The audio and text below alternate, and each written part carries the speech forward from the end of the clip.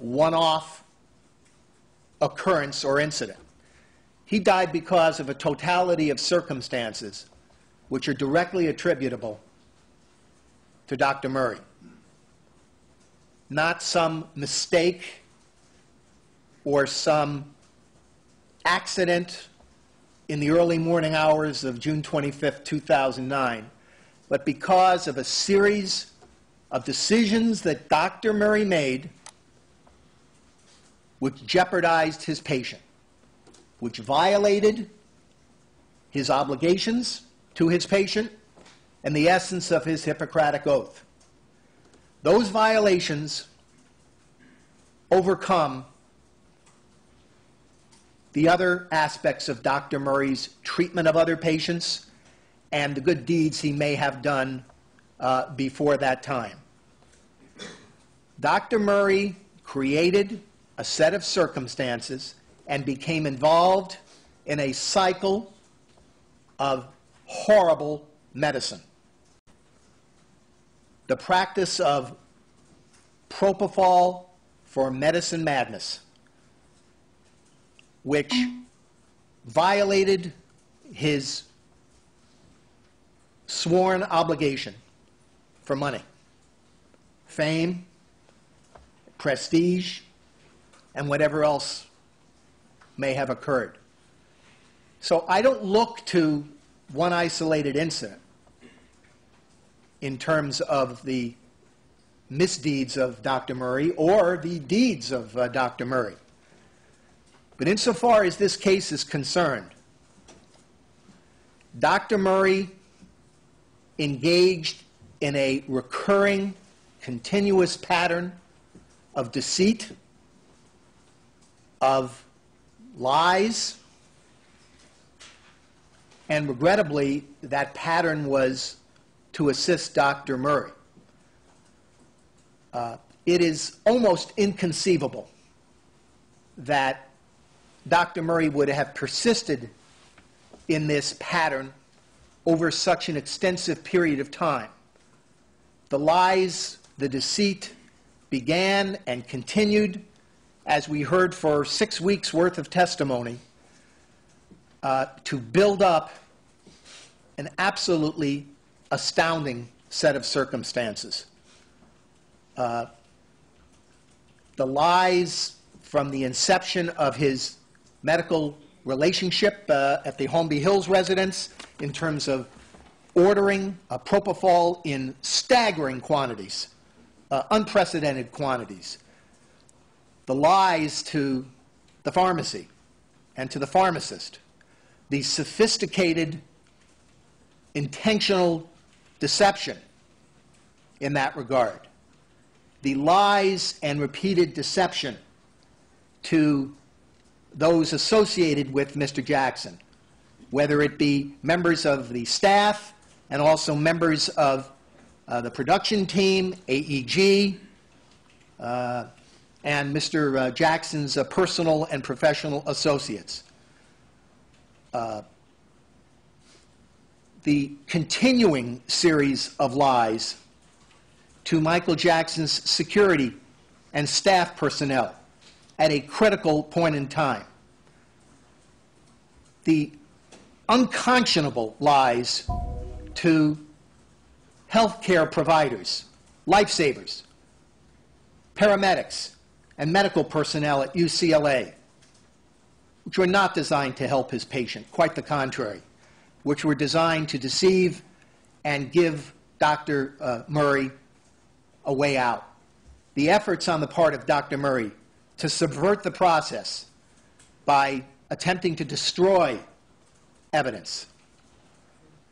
Subsequent efforts to cover up by distortions and lies to law enforcement. If one looks to the crime of involuntary manslaughter,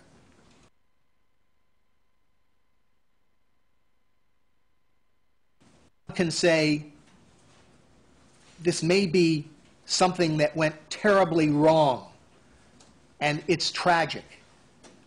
But it's so critically important not to have a superficial gut reaction to what happened in this case, but to look at the totality of circumstances in terms of the long-standing failure of character on the part of Dr. Murray to serve his patient.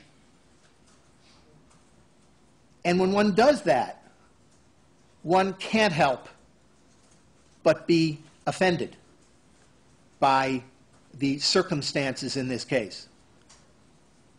Of everything I heard and saw during the course of the trial, one aspect of the evidence stands out the most, and that is the surreptitious recording of Michael Jackson by his trusted doctor. And I have repeatedly asked myself, why did this happen, and for what reason?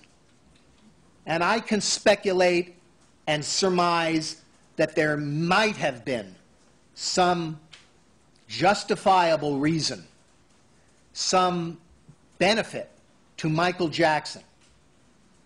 That would be an entirely unreasonable conclusion. That tape recording was Dr. Murray's insurance policy. It was designed to record his patient surreptitiously at that patient's most vulnerable point. I can't even imagine that happening to any of us because of the horrific violation of trust. And I can't help but wonder that if there had been some conflict between Michael Jackson and Dr. Murray at a later point in time in their relationship, what value would be placed on that tape recording if the choice were to release that tape recording to a media organization to be used against Michael Jackson. And regrettably, that failure of character was compounded by later actions on the part of Dr. Murray, each of which amounted to a betrayal of trust and confidence and a clear violation of the doctor-patient relationship and an undermining of the phenomenal role and responsibility that healthcare personnel, doctors, nurses, paramedics, healthcare aides, perform in our society. We revere medical doctors, and we should, because they work diligently and they serve and they make sacrifices to keep us well. And unquestionably, Dr. Murray did that. But at some point, things went terribly wrong for Dr. Murray.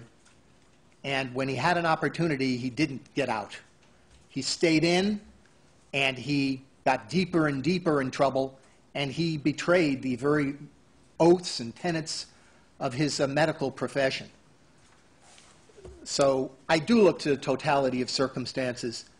And when I look to the totality of circumstances, and when I look to the whole book, the book of Dr. Murray's life, I also look to the chapter that disturbs me most, and that's the chapter to which I've referred.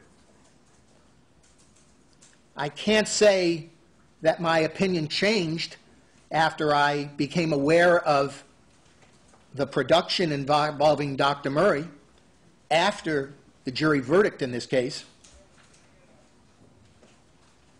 When Dr. Murray says, "I don't feel guilty," that's what he says.